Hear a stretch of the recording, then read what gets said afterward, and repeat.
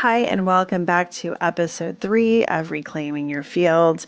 This is a mini podcast series on reframing the patriarchy from a social and political concept to an energetic one. I'm Kristina Meiers. I'm an energetics practitioner and teacher, and I am here to help you navigate through these times that we are all going through collectively from an energetic lens.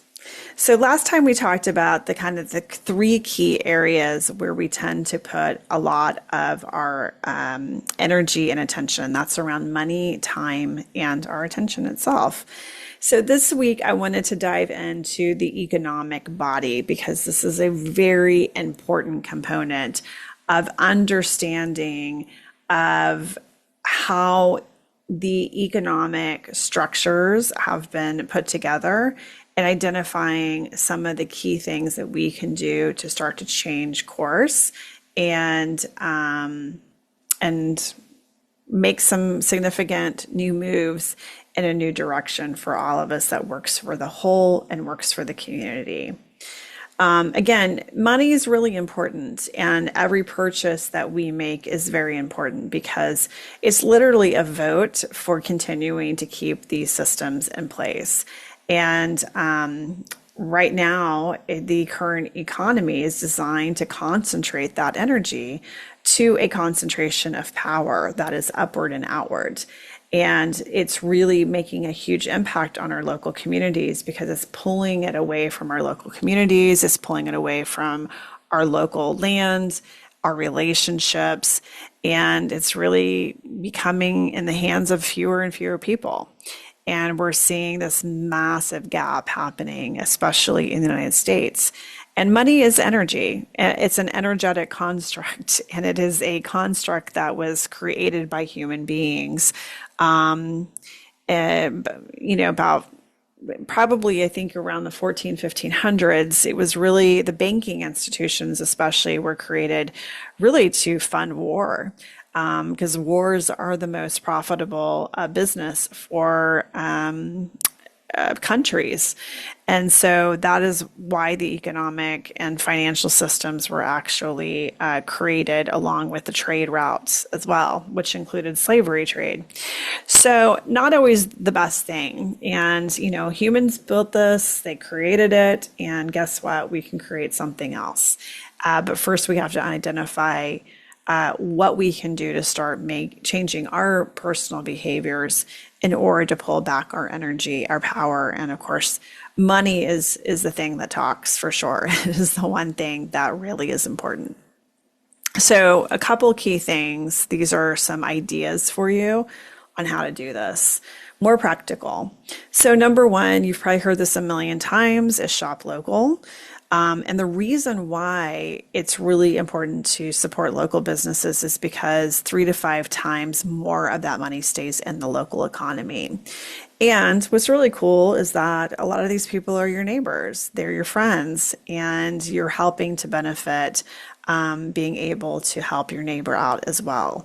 And what's great is that when you keep your money locally and you invest back in your local economy, that helps strengthen the local economy and provides economic resilience that is not dependent on these big supply chains, right? And these big corporations.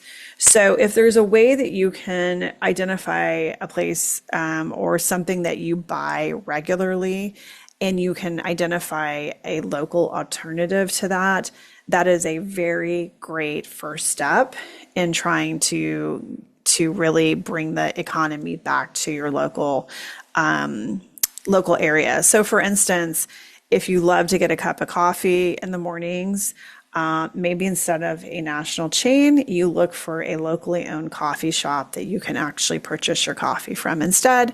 That helps support a local family and other people that work for them that live in the local area. So that's just a very simple one idea of ways we could do that. The second is around supporting our local farmers and local farms.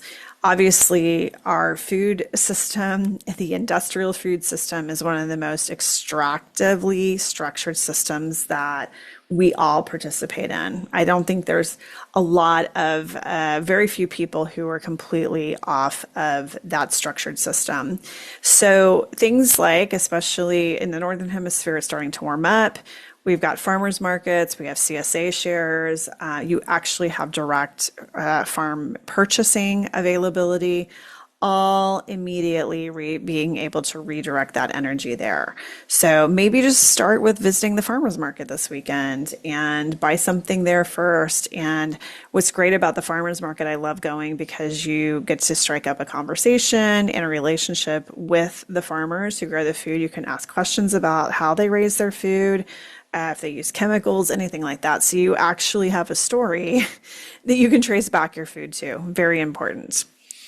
Something I'm doing this year is I'm expanding. I started a garden last year, and I've had like little planter gardens and other when I lived in another place, and I am expanding my garden this year. So any size is great, even if you just have a window seal available, just some herbs to start, or a single tomato plant.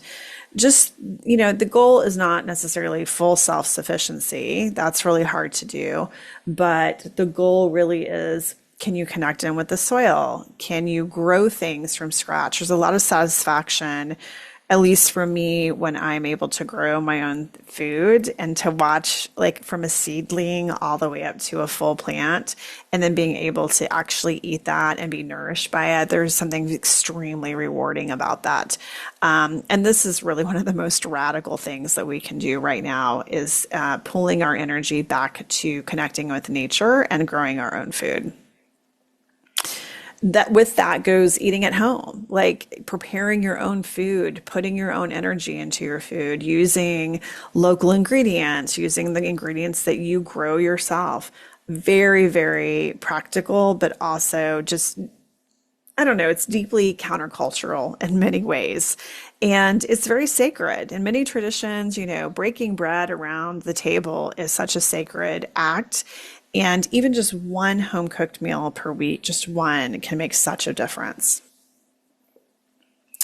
Also, one other thing I wanted to mention too, as it relates to growing your own food or eating at home, is there's a lot of different communities that have seed banks available. These are usually at the public library, and you can go in and you can get seeds for your garden and for what you're growing. So check that out. That's a really important thing that you can tap into.